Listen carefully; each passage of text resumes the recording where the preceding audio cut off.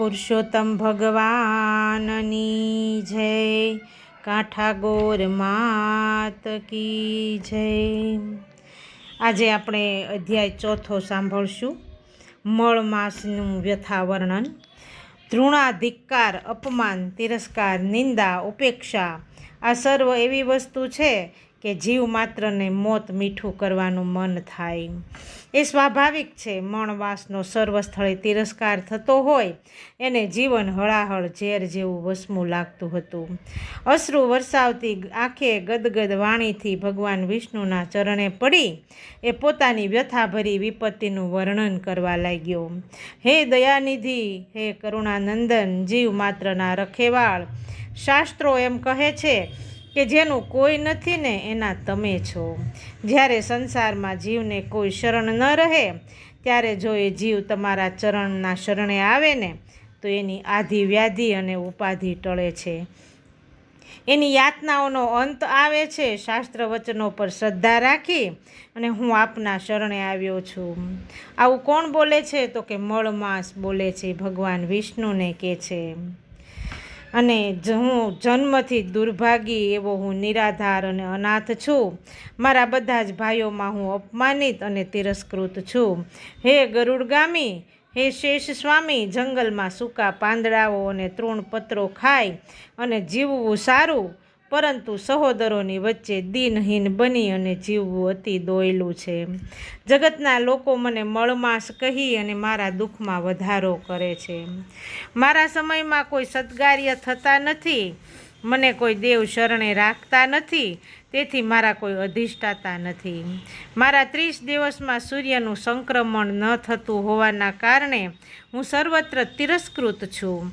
હે જગતના પાલનહાર, હે મુરારી, માતા દેવકીને કંસના ક્રૂર પંજામાંથી છોડાવનાર આપ જ છો। યમુનાના વિસ્મય જળપાનથી મૃત્યુને વરેલા ગોપ બાળકોને જીવિત કરનાર પણ આપ જ છો। તો શું આપ મારું રક્ષણ નહીં કરો? હે નાથ, હું કુબજા અને ગજેન્દ્ર કરતાં પણ વધારે નીચ છું। દેવ, મારી રક્ષા કરો, રક્ષા કરો। આર્તનાદે ભગવાન વિષ્ણુને વિનવતો મળમાસ પ્રભુના ચરણ પકડી અને રુદન કરવા લાગ્યો। ત્યારે જીવ માત્ર પર દયા કરનાર દયાનિધિ ભગવાન વિષ્ણુ મળમાસને કહેવા લાગ્યા કે હે વત્સ, સંકટ સમયે રુદન કરવાથી સંકટ દૂર થતા નથી। તે મારા શરણે આવી અને સર્વ પાપમાંથી મુક્તિ મેળવી લીધી છે। મારા શરણે આવનાર દુઃખી જીવના તમામ દુઃખ દૂર થાય છે। મારા ધામમાં અને મારા શરણમાં દુઃખ, રોગ, શોક કે મૃત્યુને સ્થાન નથી। મારી કૃપા વડે તારા સર્વ દુઃખ દૂર થશે, માટે તારે જે ઈચ્છા હોય એ ધૈર્ય અને શાંતિથી મને કહે।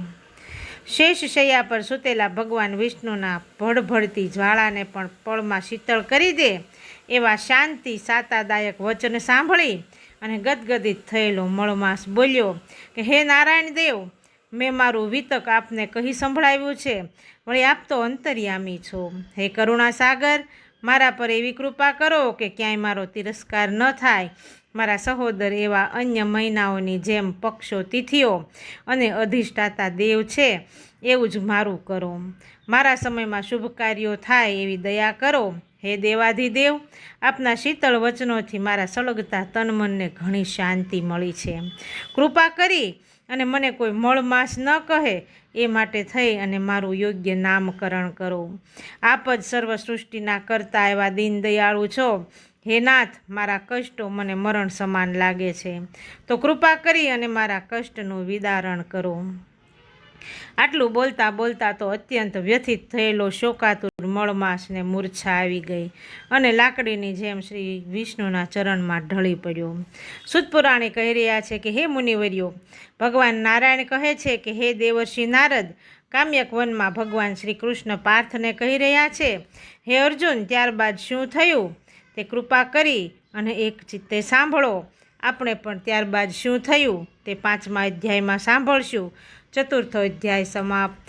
પુરુષોત્તમ ભગવાનની જય।